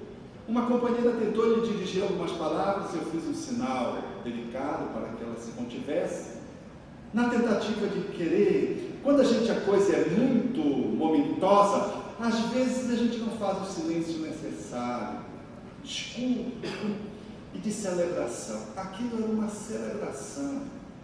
Há uma mãe que, em amando, porque o filho poderia ter vindo por outro meio, porque veio através dela. Veio através dela porque ela tinha não só merecimento, mas tinha amor suficiente para trazer o filho, fazer o transe e viver a experiência do transe, de que o filho não só estava vivo, mas estava acolhido numa condição confortável para alguém que tinha cometido o suicídio. E ter a certeza de que, efetivamente, ela já estava atendendo o filho desde pós-suicídio, pelo sono, no desdobramento. E, portanto, celebrar isso, que é o conhecimento que a gente tem na teoria espírita, ela estava ali vivendo, porque a vivência é muito mais rica do que uma fala. Aquilo, para aquela mãe, era efetivamente uma dádiva. Essa mulher é tão nobre, que ela foi na casa da esposa do filho para conversar com a esposa enlutada. Os pais mandaram a esposa para São Paulo em função da culpa da qual a esposa estava sendo assaltada. e ela e o esposo perceberam que os pais estavam reticentes em relação à visita, e ela disse: nós viemos aqui para poder ajudar a nossa nora, e para dizer para ela que ela não tem culpa nenhuma, e se precisar nós vamos a São Paulo dizer isso a ela. Olha que beleza, que comportamento. Porque quando alguém se suicida, a gente quer arrumar quem foi o culpado. Porque, não é verdade? O que é que eu deixei de fazer?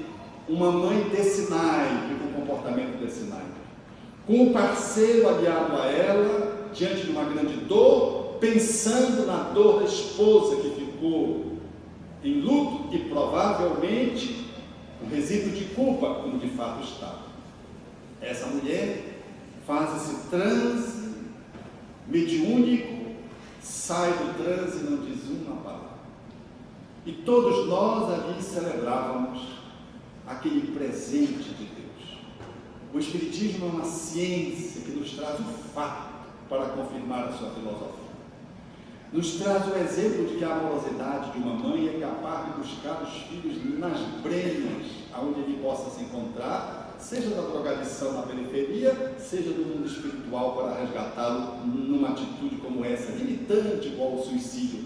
Mas o amor que tem passagem não abandona ninguém que ama, mas respeita quando não é correspondido, respeita o distanciamento que às vezes é necessário, mas nunca deixa de amar se está bem alinhado. Aconteceu com Ed Mack.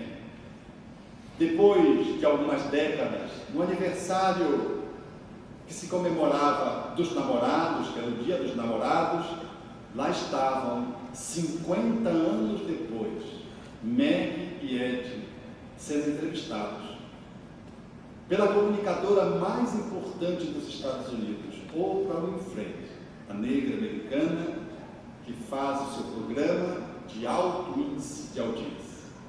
Os dois idosos lá, um ao lado do outro, ele virando-se na entrevista e dizendo: ela salvou a minha vida no campo de concentração, jogando-me maçãs vermelhas para que eu pudesse ter mais vitalidade. A esposa sorria e dizia: e ele liberta-me todos os dias através do amor que ele compartilha comigo no cotidiano de uma conjugalidade tão longa.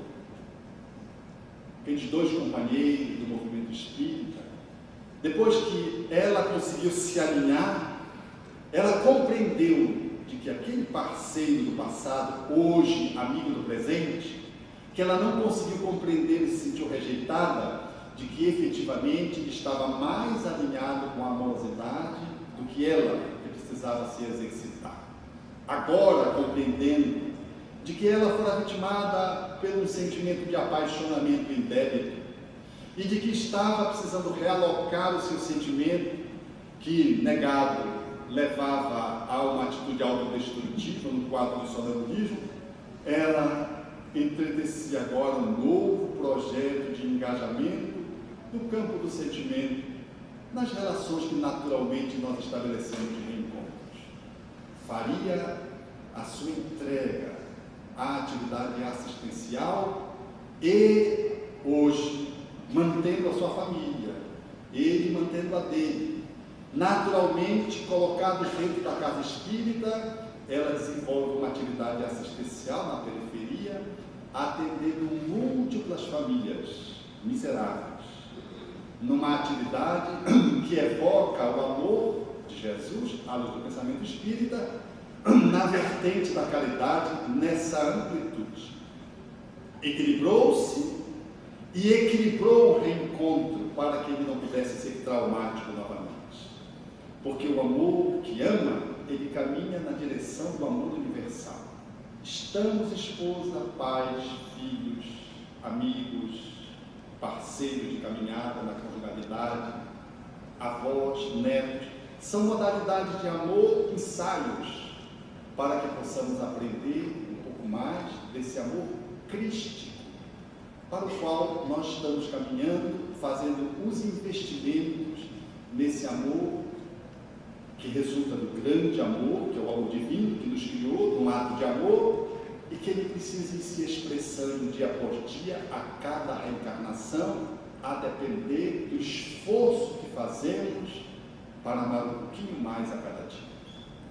Seja hoje, portanto, a nossa melhor oportunidade de alocarmos um pouco mais de decisão, de esforço, de intencionalidade positiva para amarmos um pouquinho melhor na posição de avós, de netos, de filhos, de pais, de irmãos consanguíneos, de amigos, de trabalhadores espíritas, de companheiros de jornadas que nos encontramos aqui e acolá para experimentar um amor sazonal. Sejamos, portanto, aqueles que investamos um pouquinho mais, porque o amor é bom para quem ama. E esse amor que vai desbordando de nós mesmos faz-nos encontrar o divino a cada encontro ou reencontro com aqueles que, cruzando a constelação familiar, profissional, doutrinária espírita, na casa espírita, no campo da parentela e no campo da cidadania em geral, quando estabelecemos vínculos, esse amor vai se alteando, vai ganhando beleza, encanto, e nós vamos celebrando a divindade, efetivamente honrando os amores que vamos encontrando na Terra, os seus diversos matizes. E aí fica claro, então, a excelente poesia de Rabindranath Tagore, através de Divaldo Franco, deste ser que procurava o Criador, procurava a divindade, e só encontrou quando pôde sensibilizar-se diante de alguém que lhe evocava a sua amorosidade, que deveria fluir na direção dela, da criança, e assim a descoberta dos três a um tempo só se estabeleceria pelo amor que está na nossa tradição judaico-cristã espírita, convocando-nos, convidando-nos, incitando-nos para que possamos dar passagem. Procurei te desarvorado e triste pelas terras distantes, em loucas aventuras com os outros, sem conseguir encontrá-los. Aonde chegava a minha ansiedade, deparava-me com as marcas dos teus pés no chão. Cobri os meus sonhos de angústia, dilacerando todas as minhas tentativas em vãos movimentos para te encontrar. Exauri-me sem resultado feliz e tombei vencido. Defrontei um dia, com duas estrelas que se apagavam nos olhos de uma criança abandonada, e amei-a. A sua voz sem palavras e a música da sua necessidade fizeram-me encontrar nós três, o próximo, a mim e a ti, soberano Senhor da minha vida. Não cesses de cantar, ó brisa ligeira que passeias pelo vale, nem interrompas o teu curso, ó água transparente do regato. Toda a musicalidade que embala a natureza faz-se partitura para que o cantor destrave a voz da sua garganta e inunde o mundo de harmonia.